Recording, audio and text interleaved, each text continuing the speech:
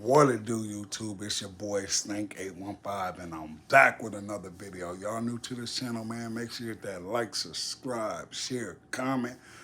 Get notified when I drop these videos. Today is a reaction video to 50 Cent, letting it be known about P. Diddy and what he think about the P. Diddy and Biggie situation, and on how P. Diddy, aka Puff Daddy, do his artist. Me, I'm gonna be honest.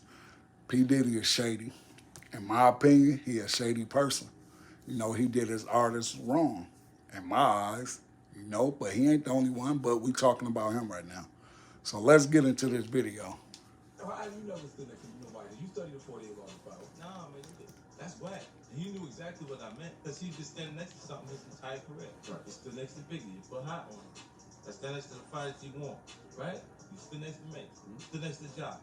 Puppy might be the destination for anybody going over. You're not wrong. Y'all are fucked. Nobody survived. You all are fucked. Look at it. Yeah. Please, people, help me help you. Who's first? In recent times, there has been a lot of talk from 50 Cent about how he, mostly known by his alias Puff, might sacrifice Biggie and a handful of other celebrities. And while the talks have now gained major ground on social media, other people have now revealed that the club rapper isn't actually the first person to level that accusation against Puff. If you lived through the era when Diddy was referred to as Puff Daddy, you may remember that he made a stir globally with his name in the late 90s. Bad Boy Records ruled supreme in the music scene, releasing a steady stream of chart-topping tracks that swept across dance floors and radio stations, followed by visually stunning music videos filled with flashy blasts and glitzy suits. Town Records started by Andre Harrell, Heavy D, and Puffy. And Kim was the longest working employee. She was there from the very beginning. She was Andre's personal assistant. Kim is dead. Heavy D is dead. Andre Harrell is dead. The only two left are Puffy and Al, and Al almost died. That is interesting. Heavy D was found dead, face down in the heart attack. Andre Harrell, heart attack. Kim died from pneumonia, but there's the first coroner's report that said that she died. It was ruled a homicide, and they found toxins in her body to prove that she had been poisoned. They have poisons that create heart attack and pneumonia-like symptoms. And then right after that, Al had a meeting, and I was going to meet up with him because we were in Vegas, and he said no. You want to know what they all had in common, though? The survivors and the late of Uptown Records, they were all writing tell-all books. Andre was writing a book right before he died. Heavy D was working on a book before he died. Kim Porter was working on a book before she died. And Al B. Sure was working on the documentary of his life. And then he goes into a coma. Has Puffy ever been in a coma? Has anything happened to him? He must be the luckiest motherfucker, because it seems like everybody that worked at Uptown Records from the very beginning. Come on. Just him. I guess Al disappointed. In review, the exit or loss of life of singers from Bad Boy Records connected with religion has become a reason for worry. As it turns out, beneath the surface of bright colors and flashy outfits with jewelry, there were allegedly underhanded deals and stories about Diddy's mistreatment of his artists over the years. An alarmingly high number of bad boy artists either faced financial ruin, passed away at a young age, or did extensive jail time. The most shocking development was the fact that several musicians who worked with Diddy left the business to accept religion, Over 3 artists made this change, while others sadly lost their lives. Jaguar Wright, a singer-songwriter who has recently gained recognition for revealing Hollywood secrets, shared her thoughts on Diddy and his standing as the single survivor at Bad Boy Records. She mentioned that the record label was originally started by 5 people, 3 of whom have passed away.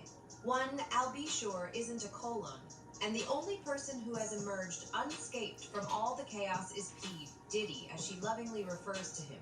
Honeycombs Wright went on to share that the evil dead told all 4 men only happened to come around the time they planned on releasing a tell-all book, and the one who actually survived his coma, I'll be sure, even explicitly revealed that his so-called accident happened while he was working on the book. With these facts laid down, it doesn't take a genius to understand that someone probably doesn't want that tell-all book in the streets when 50 Cent told the world that everyone who aligned themselves with Diddy or was associated with him suffered defeat or became damaged. The internet criticized him for attempting to discredit Diddy. However, as more incriminating evidence against Diddy continued to surface, even his most ardent supporters began to question him at first.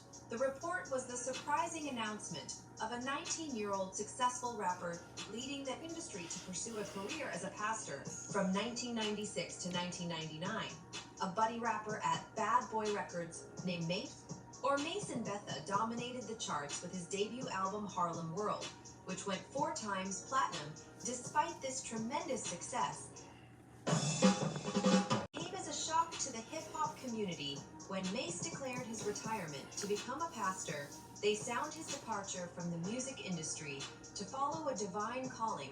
He declared that he was leading people, including friends and children, down a path to hell, that he had come to the realization that rap was not authentic. May claimed that he left singing to seek God in his heart and to follow his direction. This radical move by Mase brought up several questions, one of which was asked by a source saying, "How do you have a 19-year-old rapper named Mase who decides one day to wake up and say, you know what I want to get out of this? And be a minister?" And source said upon leaving the record company, he formed the San E Ministries, which was a code for saving a country threatened, where he now refers to himself as Minister Mase after he got the message from above. According to the same source, his faith quest just might have been what saved Mase's life.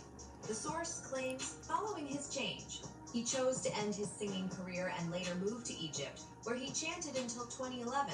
However, as P. Diddy grows, the stories involving him become increasingly frightening. The problem at hand is not whether he may be gay or bisexual, as he would not be the first in the music business to be so, but rather the accusations that he uses his sexual orientation as a means of taking power and control over others in a controversial video shared on Instagram 2 years ago.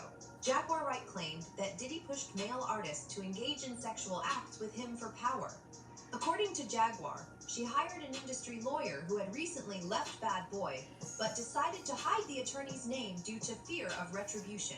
The lawyer trusted in her and wrote and shared a troubling story about their experience at the label.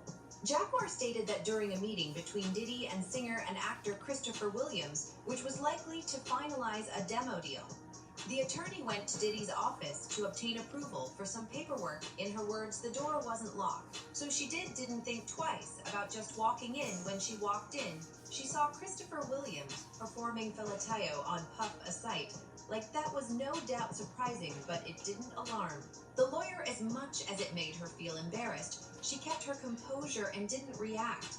But the next day, Diddy brought the matter up. According to the allegations, he was aggressive and asked the lawyer if she planned on telling anyone upon speaking to him about why he hadn't locked the door. He said, "I'll do whatever the fuck I want to do." In my building its power, C. Diddy told the lawyer, "If I could make a man suck my dick, I could make people do anything for money." Wright went on to hammer on the fact that the music executive had threatened to destroy the attorney's life if she ever said anything about it to anyone. "You better not try to do nothing to her either." Wright said she ain't had nothing to do with you being no sodomite and pushing men to do degrading acts just so you could show how effing powerful you are. Diddy's former bodyguard also stepped up to confirm her story in a video asserting she wasn't lying. He said, "I know that for a fact because I was right there." He added, "Gene, watch the door and don't let nobody come through.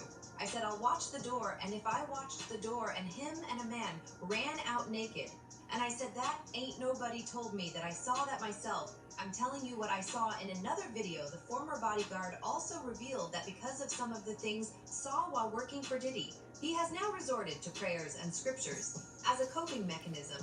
He said, I'm the one who came out here. You know, to let you all know, I've seen some of the devil's shot artists who signed with Bad Boy Records often found themselves in dire straits, suffering from emotional and psychological scars. Some were reported to have been wrongly accused by law enforcement, while others passed away at a young age. Still others claim to have watched troubling events while working with Diddy, leading many of them to turn to faith and quit their music careers. It seems as if they sought comfort in fate as a means of escape from something they found unspeakable, with even Diddy's former bodyguard claiming that he turned to the Bible to deal with the wicked things he had seen. Diddy has stayed quiet on social media regarding these accusations against him. Given his nature, it is unlikely that he will speak out.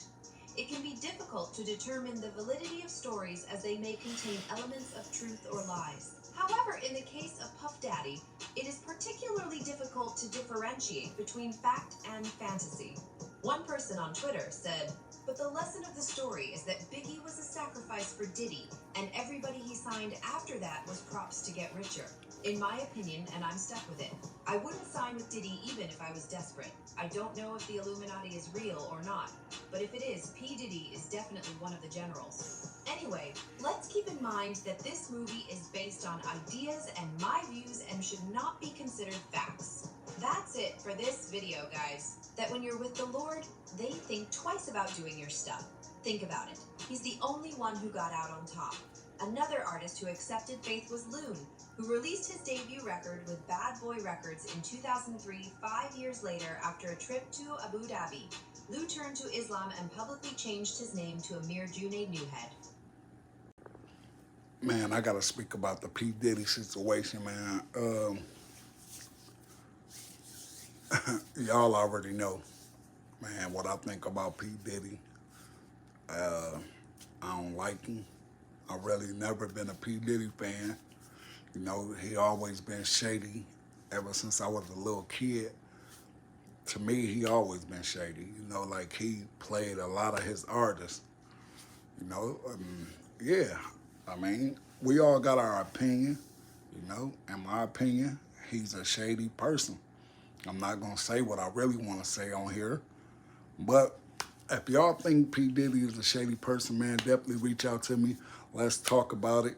Let's conversate about it, man. You know, it's crazy. But let's get into it.